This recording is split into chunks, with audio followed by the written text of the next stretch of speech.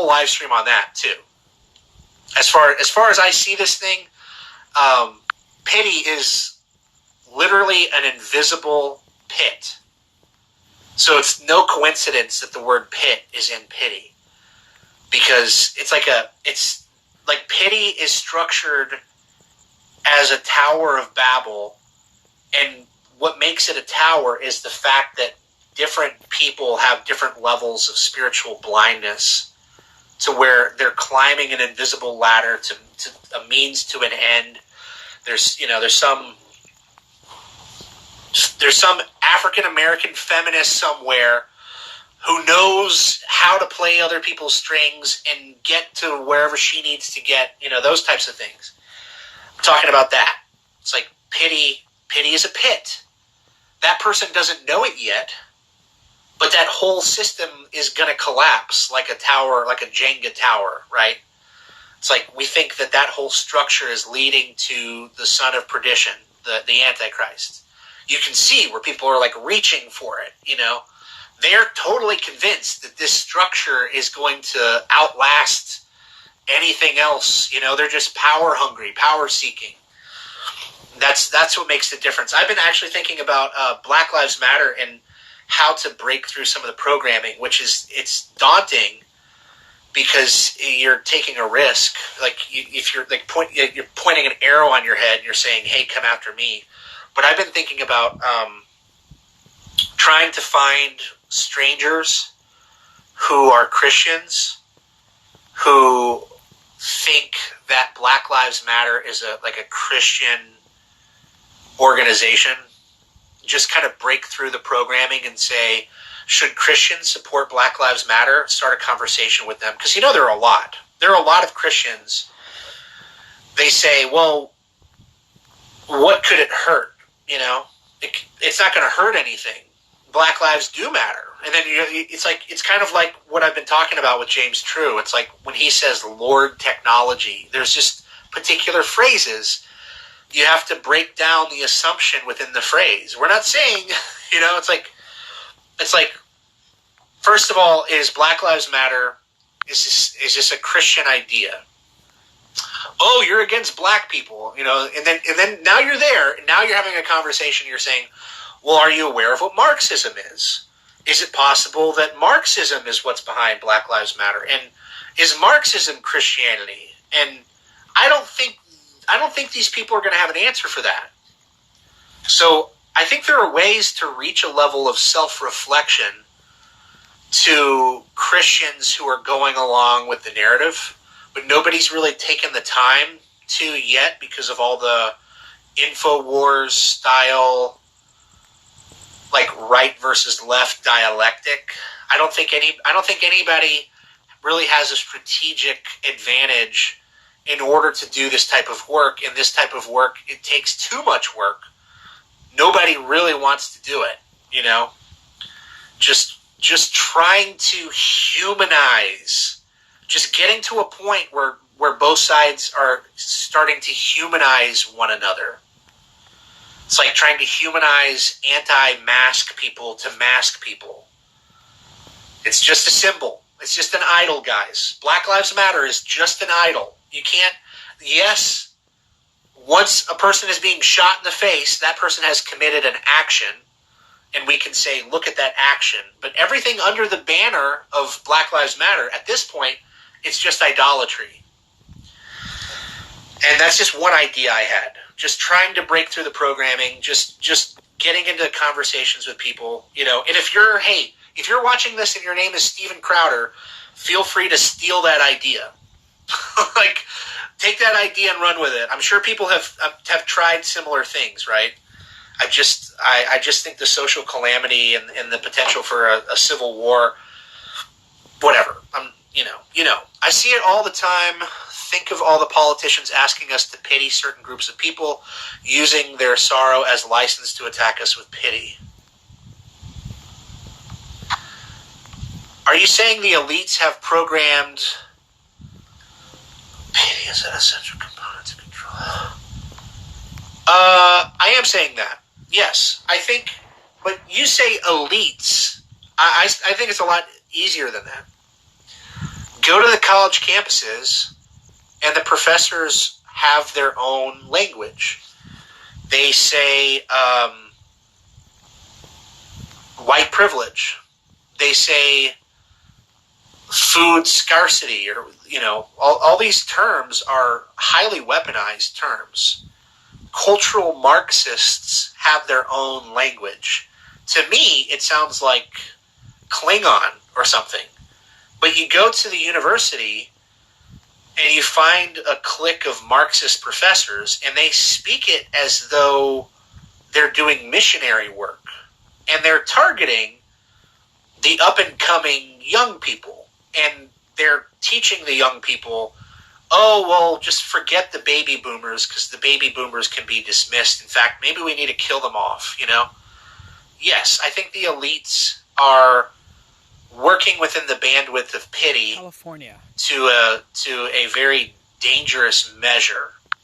I think it can be proven at this point.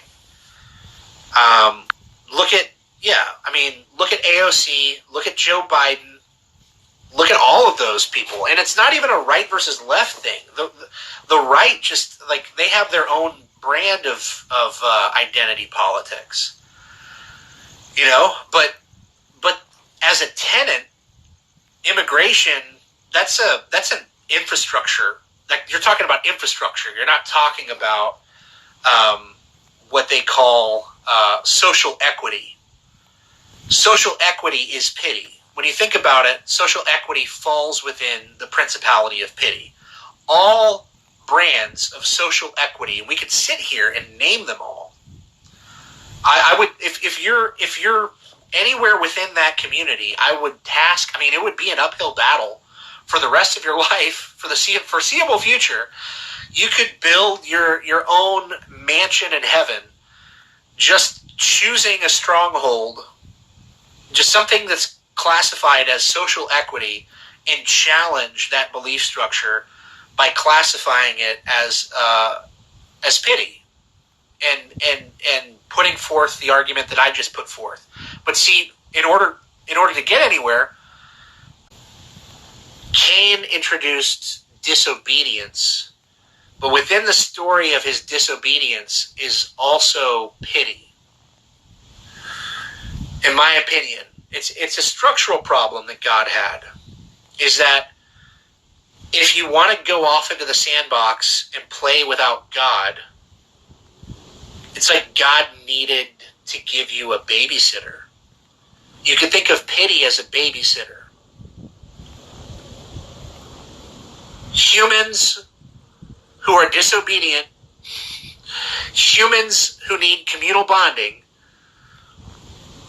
benefit from this kind of exchange of gifts and favors, and you can lift a person up. I don't really understand it, okay? But a person who's wallowing in tragedy, they need to lick their own wounds. They need to get themselves up. Obviously, communal bonding is the perfect example. Is a funeral where you have to grieve and mourn. There's something about that if you just are by yourself, it's not the same. I think those wounds just never heal properly. So when you're around other people, obviously mourning is much more effective. Pity is in that same class, but I argue, I argue that the time that we're in and the fact that things are going to accelerate, pity is becoming, I don't want to say less relevant, but it's becoming weaponized and dangerous within the given contexts. Especially if you believe that Antarctica is like full of life and resources, and they're not telling us that. You know what I mean? It's like all these animals in a cage fighting over table scraps. Meanwhile, God knows what the demons are hiding in Antarctica. And Jeeves True believes we live under a firmament, which I also believe. But, okay, let's say outer space exists, and you're not consumed with despair, you know. the stuff that's going on in the streets right now is is it really as virtuous as people make it sound, or is it, when given the opportunity to hide behind the banner, people will punch other people in the face and they'll bash cars and they'll steal shoes, and it's like, as long as you have the moral justification, your actions don't mean anything. It doesn't matter. Nobody notices. Nobody's watching. As long as you're morally justified, as long as you're under the right banner, you can punch people in the face. That's what we're seeing with a lot of this stuff. And social media has a big part of that. But if we're if we're to believe this is like a real civil war, then there are real symbols. There's I think we live in such a postmodern society that we're always desperate and clamoring, thinking this will be a real symbol. This symbol will finally stick. Even though most people, they'll admit there's a lot of fakery, there's a lot of false flags. They can't really trust the system. In fact, that's really all we can agree on is don't trust the system, don't trust billionaires. So, okay, don't trust the two-party system, don't trust billionaires. If somebody comes along on Twitter with enough moral justification, now you can steal and murder shit, right? You can live vicariously through this person. You feel so intensely for that person. You're living in their shoes. Oh, how it must feel to... And your actions don't matter anymore. Your actions don't count. Because you're an idolater, you're an idol worshiper, and the symbol trumps your own actions. If the CCTV camera catches you punching an old lady in the face, it doesn't count. Because you're on the right side. You're part of a symbol. There's a little dotted line that encompasses you. What is that, guys? Nobody has the time to even review the footage and figure out what side you were on. It's just easier to say, okay, social media, everybody's a clout chaser now. Got it. All right. What they said they were on okay, they're a Black Lives Matter guy. Okay, whatever, It's like even the symbol of a cop doesn't mean anything. The cops are becoming social justice warriors, or everything's just becoming white noise. These people are tuned out. They don't care anymore, right? I'd hate to live in a big city. Like, in a big city, like, a guy was getting paid $40,000 to protect your life. If an armed burglary happened, you would call 911, and then a guy getting $40K a year would show up, and that's the justification that he would lay down his life for you. Yeah, that's going away. I'm walking, dude. That's gone. They want manless drones. They want robots.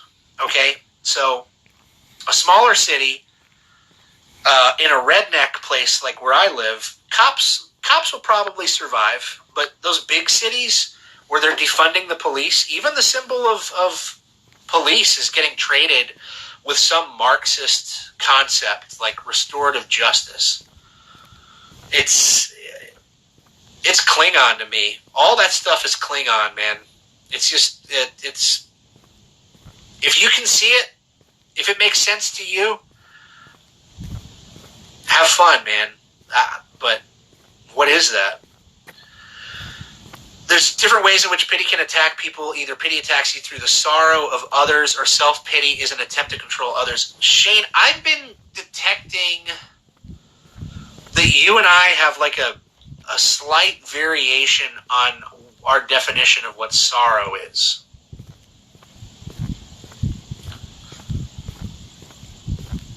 And maybe that's something that I need to work on, is like figure out exactly what I mean when I say sorrow. it's not hard. The thing about sorrow for me is I look back at my own. I just look at, like, there are times where you try to look at yourself honestly, and then you end up moving forward. You end up pushing through. So it's easy to look at that and call that sorrow, whatever that is. But to turn it into a label, or to say definitively, here's what sorrow is, I think of sorrow as like as an angel. I mean, right? It's one of the 7 spirits of God. But yeah, like, just in the past week or so, there's some sort of breakdown about that. Like, so pity is one thing, sorrow is another thing, and depression is another thing. So depression, sorrow, pity, 3 completely separate concepts. But we won't talk about that now. We'll talk about it later. Yeah.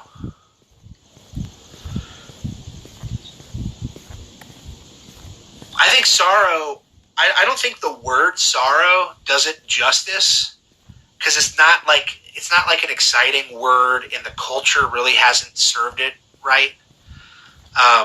It's all throughout the Bible. Like look at the book of Revelation. Like a woman in travail, a time of sorrow.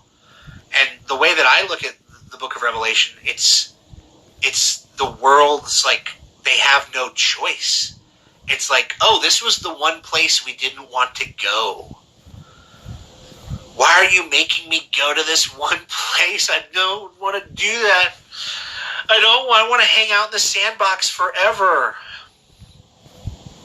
I think people sharing and confessing and giving their testimony is a conversation that makes it safe for other people to be vulnerable, and I think that's necessary. I think it's necessary. I don't know how else you get to that point. I don't know. The only way to encourage more testimony is to give honest testimony of your own, right? Somebody else has to go first. Somebody else goes first. That takes the brunt off this person, because we know this is a world filled with vampires too. So you're going to be vulnerable with this class of people, but these vampires are watching too. We got to do it in the face of the vampires. I'm going to put the chat on the screen again. I just realized I took it off for this live stream, although I think I forgot how to do that. I'm not going to put it back on the screen. I'm going to commit. So again, James True, I'll trade you your blasphemy for your ability to self-reflect and push people towards sorrow. For now. But no, I didn't mean to make him self-aware. I don't mean to make him self-aware. I've got to do a more honest investigation into this. And I'm not some sheriff. I'm not some sheriff of YouTube. Just a guy trying to self-reflect. I don't want to hurt your feelings. The system is contingent upon you all being invested in it. I'm running away to the woods, camping for a week. F all this COVID drama. Into the woods. Survivalist. I probably missed a lot, but I meant to. I wanted to do this. I wanted to talk about this. It's a bold claim. Saying that pity could possibly be the mark of Cain. I'm not saying it's the mark of the beast, but think about that. You've got the mark of Cain in the book of Genesis. You've got the mark of the beast in Revelation, right? You look at that chip or that barcode that everybody obsesses about, or the vaccine. That's a physical mark. That's a physical marker for a spiritual problem that already exists. For 4 or 5 years, I just classified it as fakery. Just people being fake, people being dishonest, people not being genuine, people lacking sorrow. Now I'm at least starting to look at the story of Cain in a new light.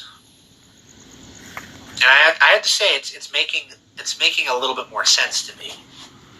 It's like as far as this being a constructed creation and why it would be so, and like how I've been saying recently, there are some people who need more time in the sandbox. I wasn't saying people need more time in the sandbox and that sandbox is not made out of sand, it's made out of pity. That's not what I was saying. I was just saying in general, But people who have arrested development, people who are emotionally arrested,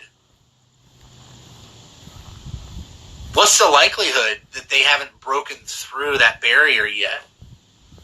Past pity to honest self-reflection. It's a big one. So, first live stream, just putting a feeler out there, putting feelers.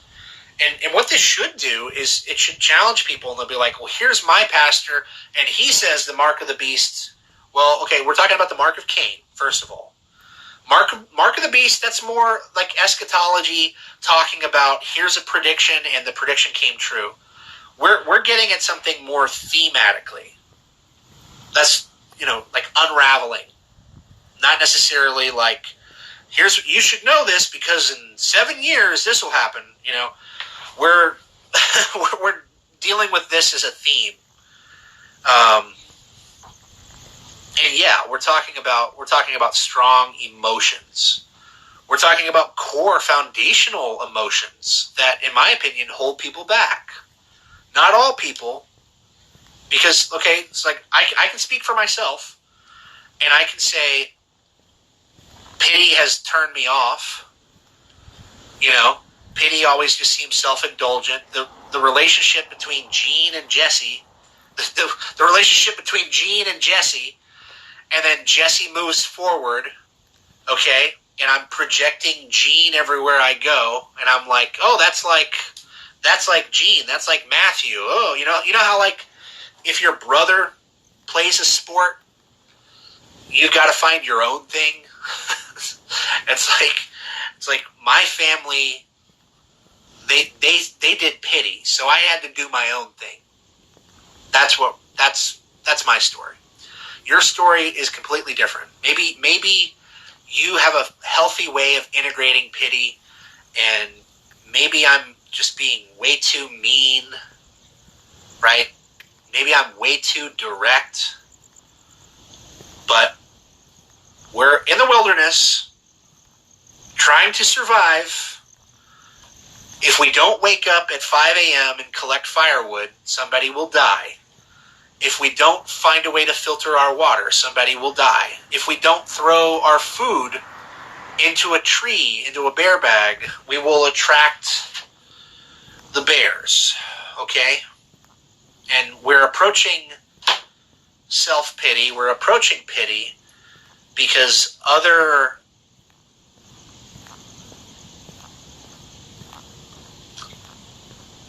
entities have been annihilated. Big shout out to Milker Nation, guys. Advice Rebel says, what did I miss, you gentlemen?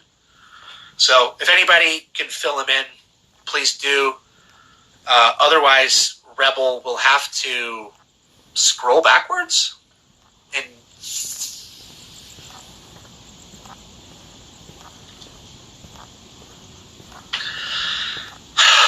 it's been a good day. It's been a good week. It's been a good month.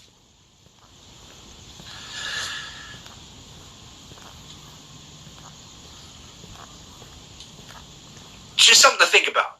It's just something to think about. Yeah, Lou, I'm glad, right? But I'm going to hit a point. I'm going to reach a point where those walls, those boundaries that I put up, here's the difference.